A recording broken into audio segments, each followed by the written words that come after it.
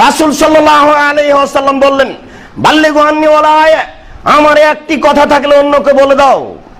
বনি ইসরাইলের কাহিনী বলো, কোনো দোষ নেই, সাবধান। আমার কথা বলতে গিয়ে, বনি ইসরাইলের কথা বলতে গিয়ে কোনো রূপক কথা বলো না। যদি কোনো রূপক কথা বলো, মান কাযাবা আলাইয়া মুতাআম্মিদান ফালিয়াতাবাওয়া মাকাদাহু মিন নার, কেউ যদি কোনো কথা আমার দিকে ধাবিত করে, সেই কথা যদি আমার না হয়, তাহলে তার থাকার জায়গায় জাহান্নাম। প্রায় আমার মিথ্যা কথা বলছে, কিসসা কাহিনী বলছে, রূপক কাহিনী বলছে।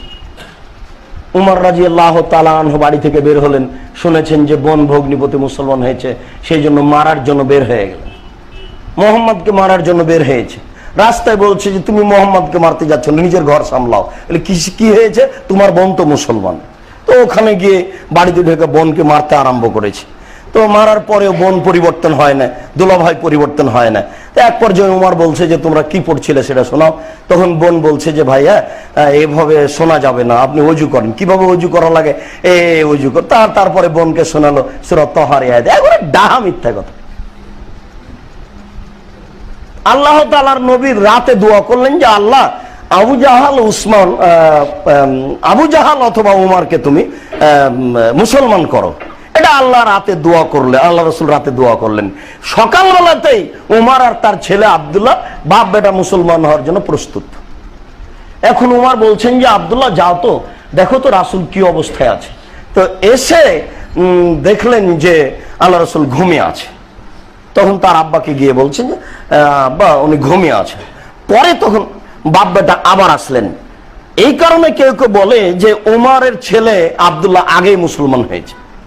পরে বাপ বেটা আসলেন, এসে আল্লাহ রাসূলের হাতে হাত মিলে ইসলাম গ্রহণ করলেন। তো ওই ঘটনা এখানে আসলো যে, তো ওই ঘটনা এইরকমই। ছোটকালে আপনি যেমন পড়েছিলেন যে মুহাম্মদ সাল্লাল্লাহু আলাইহি ওয়াসাল্লাম যে রাস্তা দিয়ে হাঁটতেন, একজন বুড়ি সে রাস্তায় কাঁটা পুঁতে রাখতো। নবীর পায়ে কাঁটা ফুটলে বুড়ি খুশি হতো। একদিন নবী দেখলেন রাস্তায় কাঁটা নেই, নবী ভাবলেন বুড়ির কিছু হয়েছে, তাই তিনি তার বাসায় গেলেন। দেখলেন সত্যিকারই সে অসুস্থ, তিনি পরিচর্যা করলেন, বুড়ি ভালো হয়ে গেল। একবারে ডাহা মিথ্যা কথা, কোনো প্রমাণ নেই। 30 পারা কোরআন আছে, এরপরে হুজুরের হয় না। হুজুরকে কাহিনী কেসা বলা লাগে। 23 বছরের হাদিস আছে রাসূলের। বুখারীতে আছে 7275টি হাদিস আছে, মুসলিমে আছে 8500। এরপরে হুজুরের হয় না। হুজুরকে মিথ্যা কথা বলা লাগে। মুসল্লিও যেমন, হুজুরও তেমন। তাহলে কি করে হবে?